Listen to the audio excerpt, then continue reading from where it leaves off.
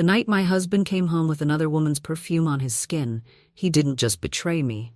He demanded I erase the life growing inside me. In that moment I realized marriage vows aren't broken by death, they're shattered by betrayal. And as I signed the divorce papers with one trembling hand and cradled my unborn child with the other, I vowed this would not be my end, it would be his. I used to think I was lucky. That my husband's late nights meant he was ambitious, not absent. That his indifference was maturity, not neglect. I called it marriage. In truth, it was a cage built from my own devotion. And the night he came home smelling of someone else's perfume, telling me to end the life inside me, I realized the cruelest joke of all.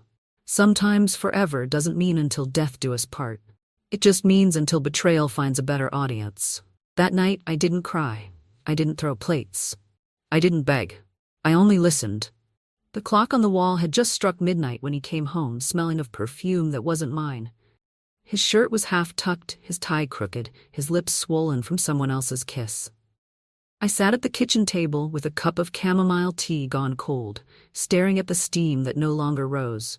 When his eyes met mine, there was no guilt, only impatience. He dropped his keys, loosened his tie, and said the words that ripped my world apart. "You need to get rid of it." At first I didn't understand. My hand instinctively brushed my belly. 5 months along, the tiny heartbeat that had become my reason to endure sleepless nights and swollen ankles. He glanced at my hand and repeated slower, sharper, as if I were a child too dense to follow. "The baby. End it." The teacup slipped from my fingers and shattered across the floor. The sound echoed, but I couldn't move. My ears rang, my chest felt hollow. He sighed, like I was inconveniencing him. "I can't raise a child right now. My future depends on other things. You know this. Be reasonable." Be reasonable. As if love could be measured in numbers. As if our vows had an expiration date.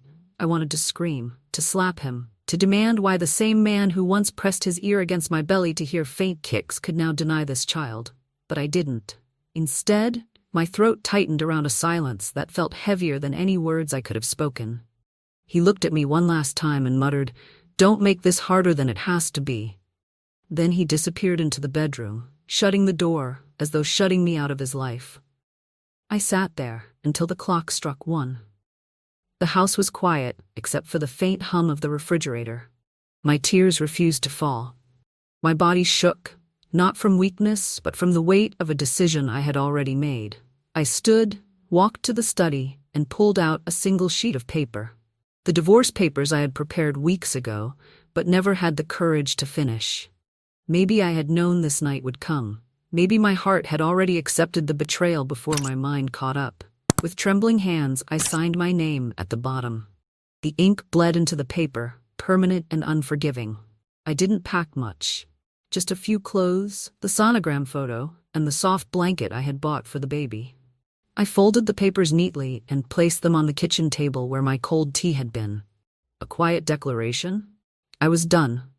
At 2 in the morning, I stepped out into the night. The wind was sharp, carrying the scent of rain, stinging my face as I walked down the empty street. Behind me, the house where we once dreamed of raising a family stood dark and silent. I pressed my palm against my belly. The baby shifted inside me, a tiny movement, a reminder that I wasn't alone. In that moment, I made a vow. If he wanted me silent, I would be silent, but not broken. If he wanted me gone, I would leave, but not defeated. He thought betrayal was the end.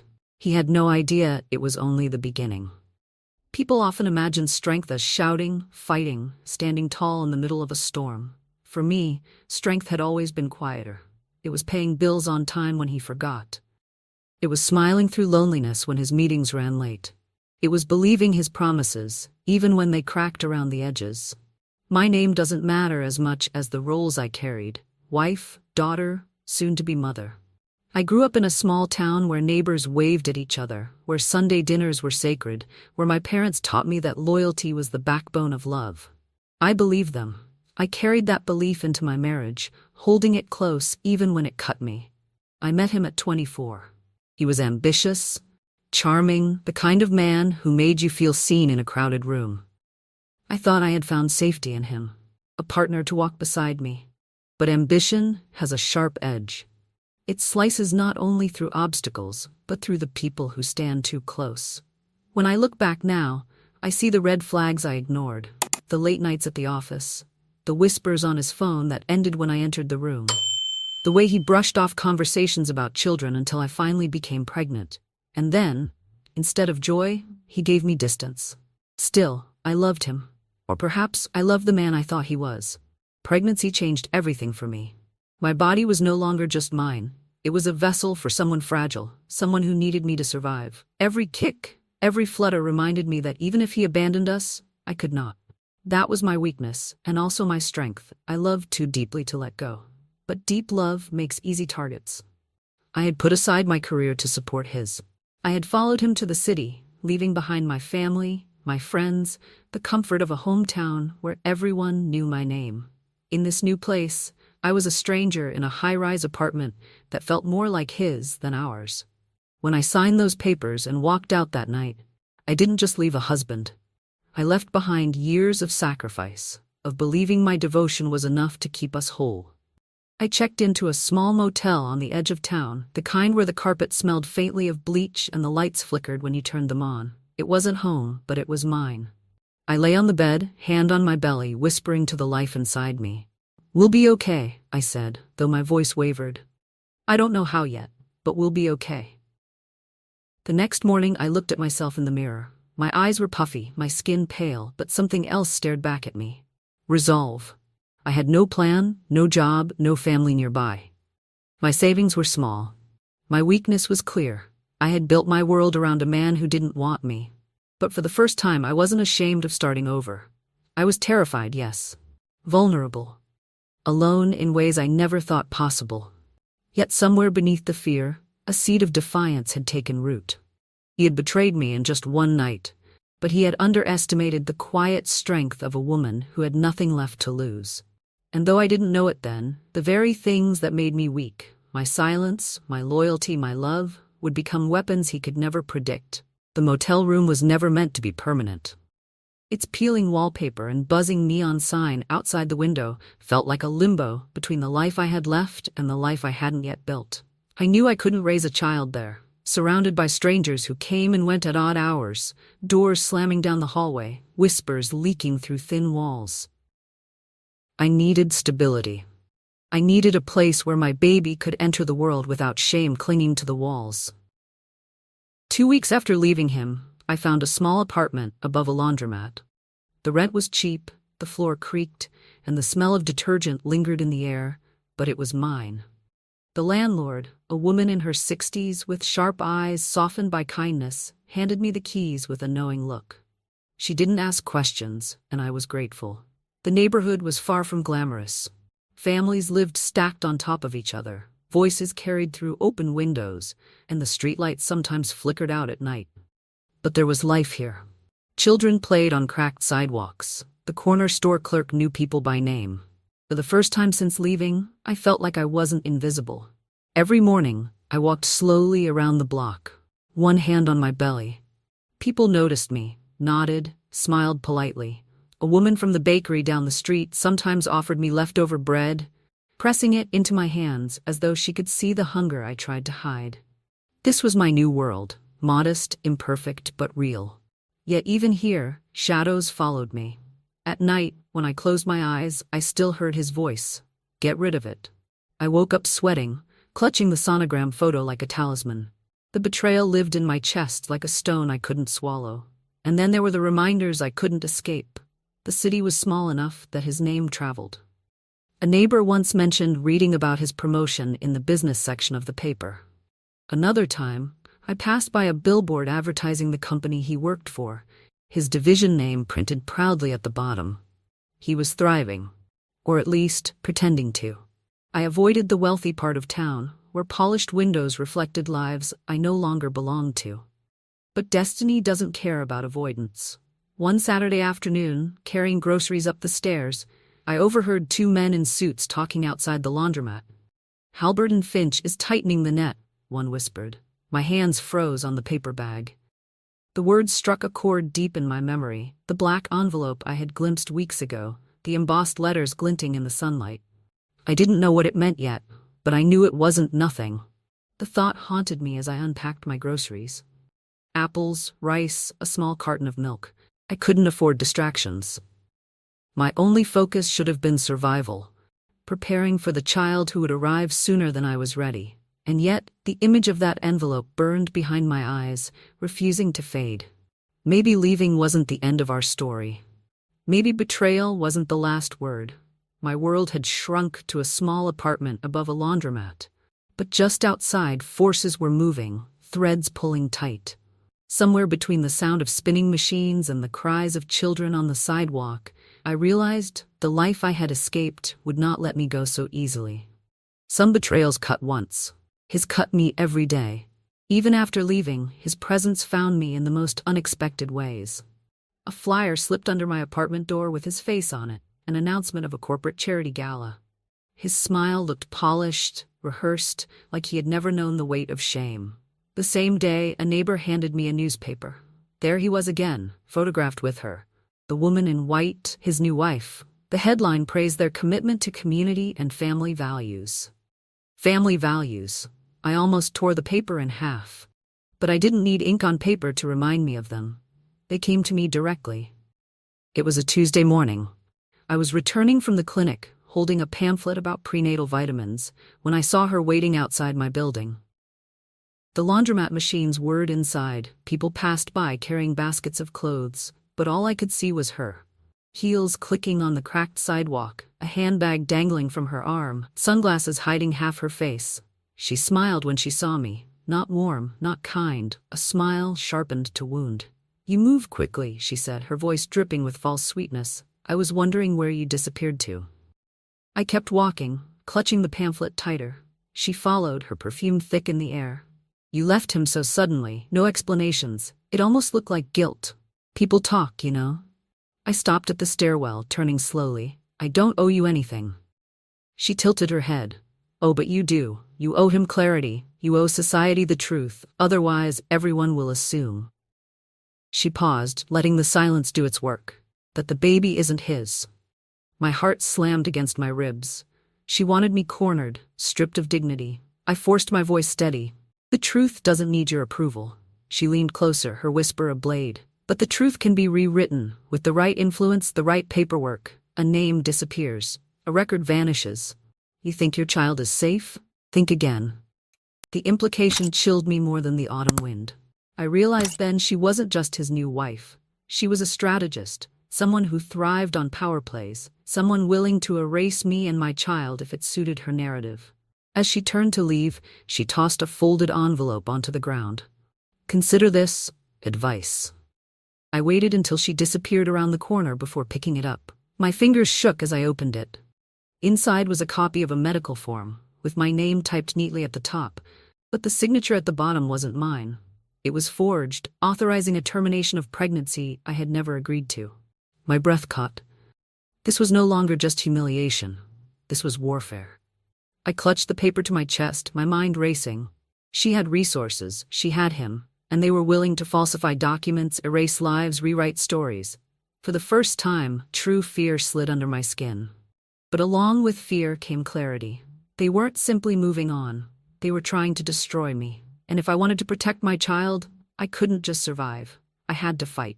Secrets have weight, but lies fly faster. I didn't tell anyone about the forged document she had left for me. I hid it under the mattress, afraid of what it meant, afraid of what it could be used for. But secrets don't stay buried, not when someone is determined to drag you through the mud. The invitation arrived a week later. It wasn't addressed to me, but slipped anonymously under my door.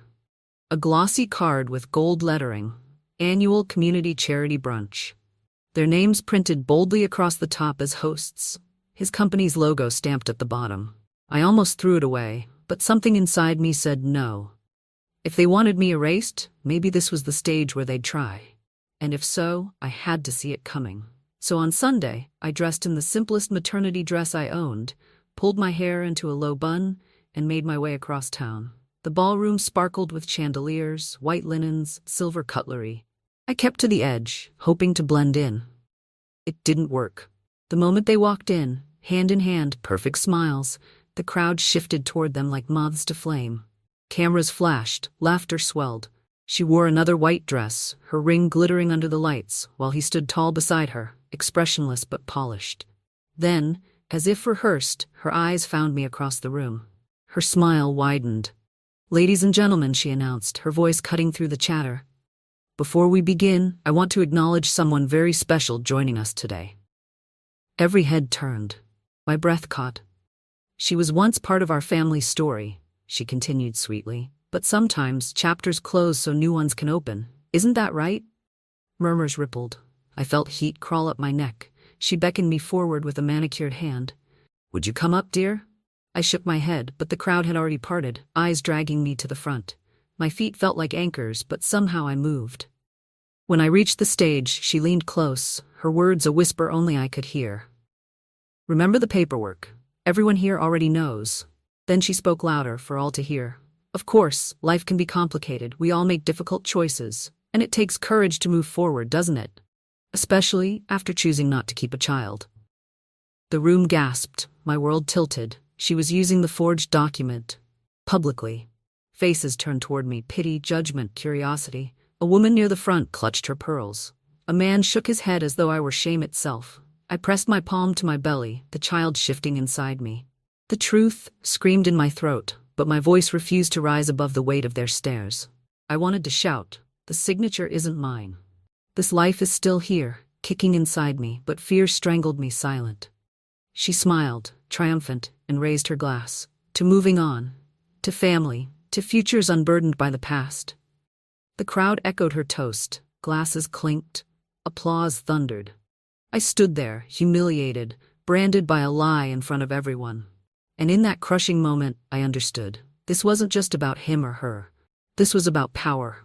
They wanted to bury me alive, rewrite my story before my child even entered the world. I walked out of that ballroom with my head bowed, shame clinging like smoke. But as the doors closed behind me, anger sparked beneath the humiliation. They had humiliated me once. I swore it would be the last time. Humiliation lingers longer than applause. For days after the gala, I couldn't bring myself to leave the apartment. The echo of their words, her polished cruelty, the crowd's whispers, clung to me like smoke I couldn't wash off. When I looked in the mirror, I didn't see myself anymore. I saw the image they painted. A woman, broken, pitied, whispered about behind champagne glasses. My phone buzzed constantly. Messages from old acquaintances, half concerned and half prying. "Is it true? Did you really?" Each one was a knife twisting deeper. I stopped answering, then stopped checking altogether. The stress weighed heavily on my body.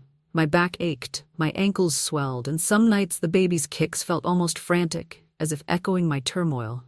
Sleep became impossible. I lay awake staring at the ceiling, afraid of the silence, afraid of the thoughts that came rushing in when the world went quiet. Food lost its taste. Even bread from the bakery woman down the street turned to ash in my mouth. I knew I had to eat for the child's sake, but guilt coiled inside me every time I forced down a bite, wondering if my shame was already seeping into the life I carried. One evening, after another day of hiding indoors, I heard voices outside my window. Two young women walked past the laundromat, laughing. One said, "Did you hear about her? The ex-wife? They said she got rid of it and now she's just alone." Their words weren't meant for me, but they found me anyway. My knees buckled. I slid to the floor, pressing my forehead against the cool tile, trying to breathe. I wanted to disappear, but even in that darkness, life inside me pressed back. A kick. Then another.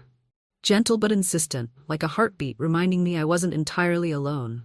Still, the spiral pulled me deeper. I started questioning everything. My worth as a mother, my ability to provide, whether my child deserved better than a woman the world saw as weak and disgraced. One night, the fear overwhelmed me so badly I found myself standing in the bathroom, staring at the forged medical form I had hidden. My hands shook as I held it under the light. The signature wasn't mine, but part of me wondered if they would succeed anyway, if the world would believe them over me. And for a terrifying moment, I asked myself a question I had never dared to before. Would it be easier if I just vanished too? The thought burned, and I hated myself for it. Tears finally came, hot and relentless. I cried until I collapsed on the bathroom floor, clutching the sonogram photo like it was the only thing tethering me to earth. When the storm passed, I lay there, weak and empty.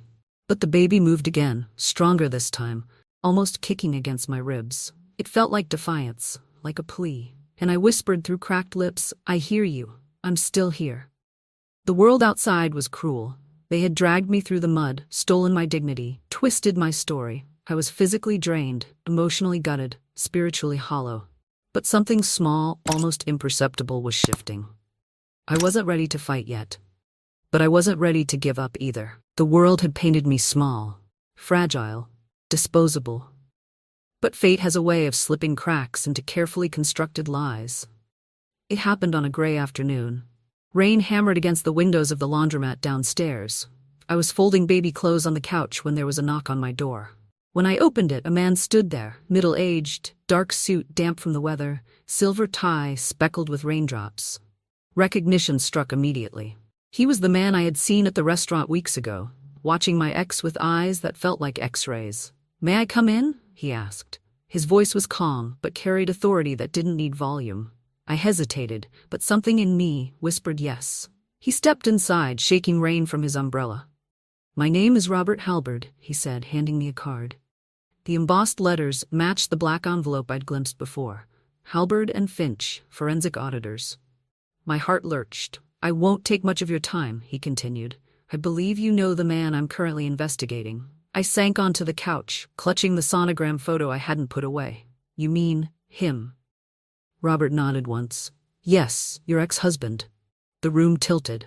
I wanted to ask why, how, but he was already pulling out a thin folder. Papers slid across my coffee table, spreadsheets, emails, transfers with amounts so large they looked unreal. "He's been embezzling from his company," Robert explained. "Moving funds through shell accounts, falsifying documents. But recently our audit revealed inconsistencies tied to personal expenses." He paused, studying me. "Do you understand what that means?" I swallowed hard.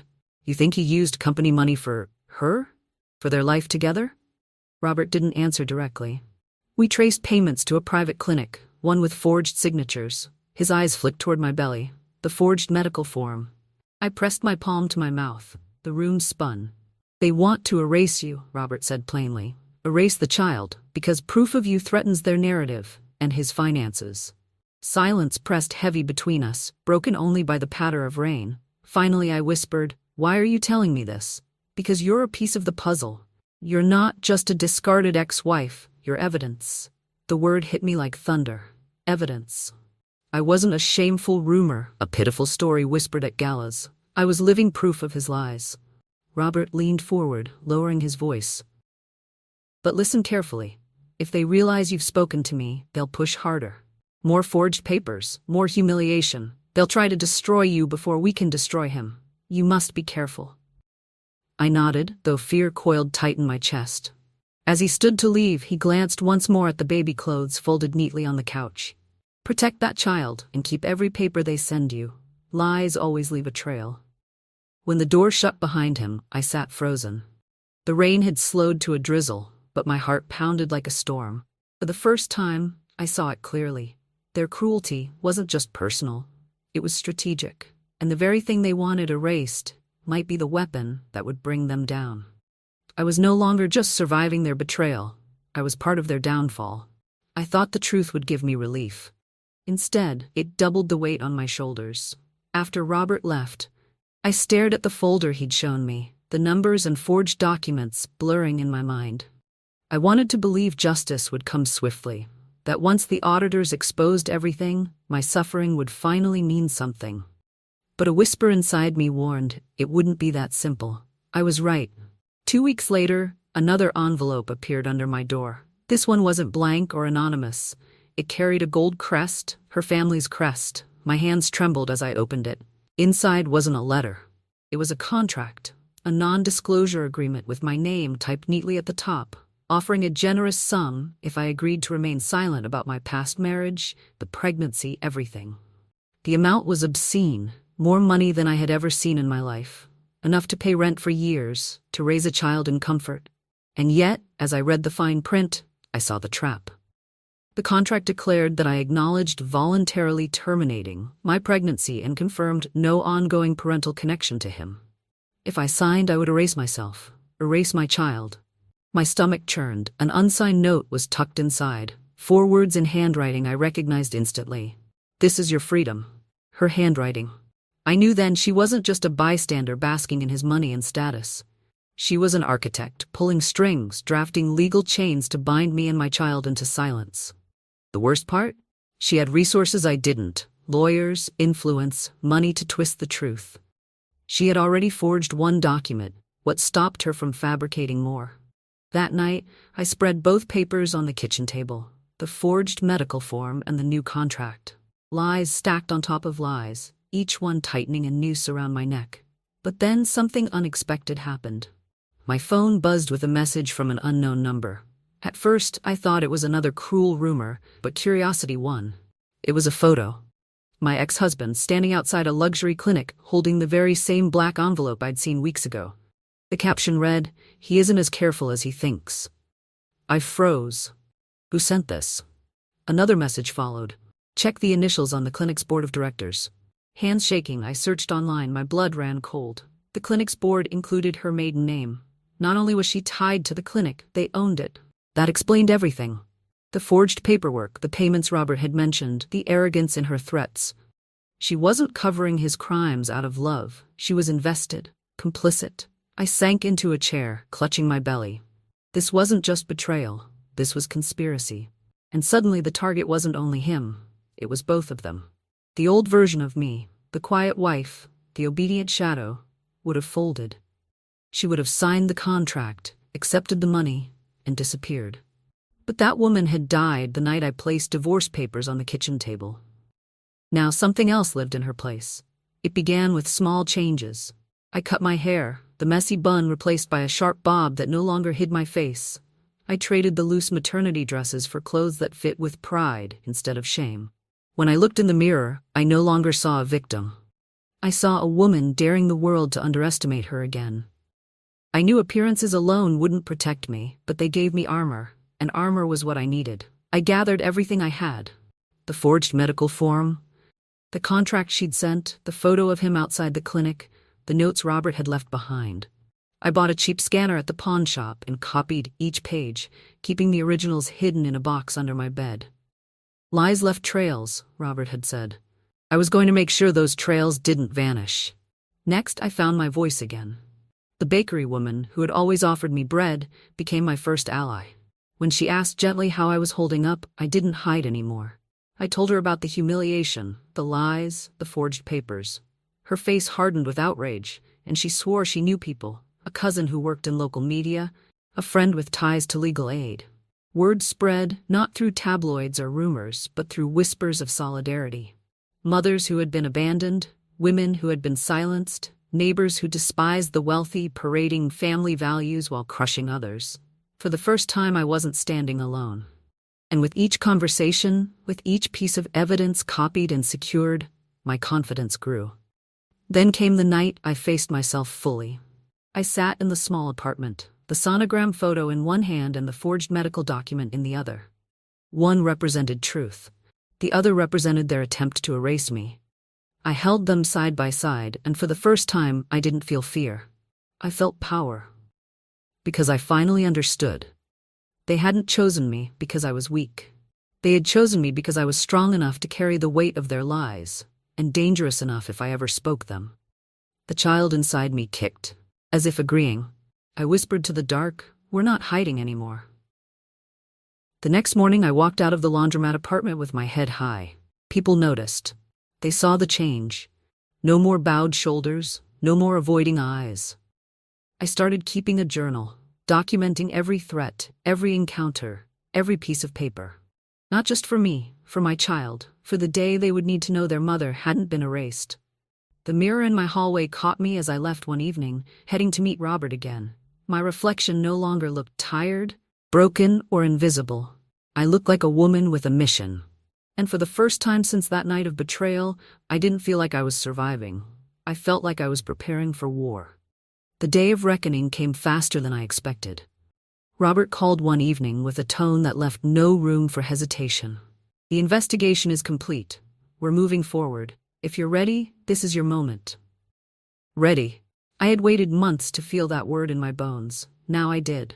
The event was a press conference hosted by the very company my ex had built his image on. They expected applause, donations, another public display of virtue. Instead, it became the stage for their undoing. I arrived quietly, but not invisible. This time, I chose a dress that fit with confidence, hair sharp, shoulders squared. My belly was round and proud. No shame, no apologies. The room filled with reporters, executives, cameras flashing, and then he walked in with her by his side. Their smiles rehearsed, their hands linked like actors in a play. For a moment, our eyes locked. I saw recognition flicker in his expression, followed by panic. She noticed too, her grip tightened on his arm. Robert stepped up to the microphone.